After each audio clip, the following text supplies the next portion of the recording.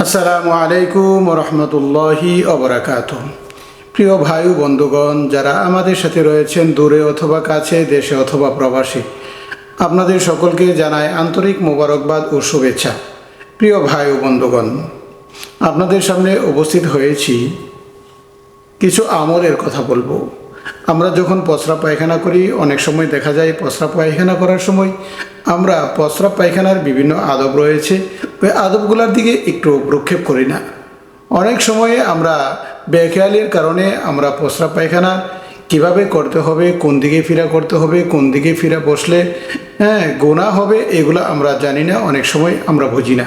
প্রিয় ভাই ও বন্ধুগণ, তাহলে আসুন আমরা জেনে নেই প্রস্রাব পায়খানার সময় কিভাবে আমরা প্রস্রাব পায়খানা করব এবং কোন কোন দিকে মুখ করে বা পিঠ করে প্রস্রাব পায়খানা করা যাবে না, কিভাবে প্রস্রাব পায়খানা করলে আমার হাজত কিভাবে পুরা করলে এর ভিতরে আমরা সুন্নতের তরিকা পাবো, এ সম্বন্ধে দুই একটি কথা বলবো। প্রিয় ভাই ও বন্ধুগণ, যখন আমরা প্রস্রাব পায়খানা করব তখন কিবলার দিকে মুখ করে অথবা কিবলার দিকে পিঠ করে প্রস্রাব পায়খানা করা যাবে না, এটা নিষেধ। কিবলা আল্লাহ পাক রব্বুল আলামিন আমাদের জন্য দিয়েছেন। আমরা যখন নামাজ পড়ি, আবাদত করি, আবাদতের সময় কিবলার দিকে রুখ করা, কিবলা আমাদের জন্য একটা সম্মানী। কিবলাকে আল্লাহ তাআলা কিবলার দিকে ফিরে আমাদেরকে সেজদা করার হুকুম দিয়েছেন। বিধায় ওই কিবলার দিকে মুখ করে অথবা পিঠ করে প্রস্রাব পায়খানা করা যাবে না, এটা বেয়াদবি হয়। প্রিয় ভাই বন্ধুগণ, কিবলার দিকে মুখ করে পিঠ করে প্রস্রাব পায়খানা করলে এটা মারাত্মক ধরনের একটি বেয়াদবি হয়।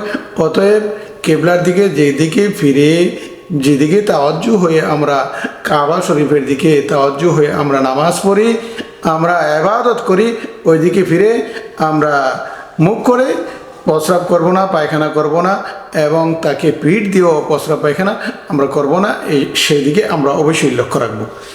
প্রিয় ভাই ও বন্ধুগণ, তারপরে আসুন চন্দ্র এবং সূর্যের দিকে মুখ করে প্রস্রাব পায়খানা করা যাবে না। চন্দ্র সূর্যের দিকে মুখ করে প্রস্রাব পায়খানা করলে এটা একটু খারাপ, এজন্য এটাকে নিষেধ করা হয়েছে। প্রিয় ভাই ও বন্ধুগণ, চন্দ্র সূর্যের দিকে মুখ করে প্রস্রাব পায়খানা করলে অনেক সময় দেখা যায় লোকেরা বলে যে মাথা ব্যথা করে। সূর্যের দিকে মুখ করে, চন্দ্রের দিকে মুখ করে প্রস্রাব পায়খানা করা এটা ইসলামে নিষিদ্ধ। প্রিয় ভাই ও বন্ধুগণ, বাতাসের দিকে মুখ করে প্রস্রাব পায়খানা করা যাবে না।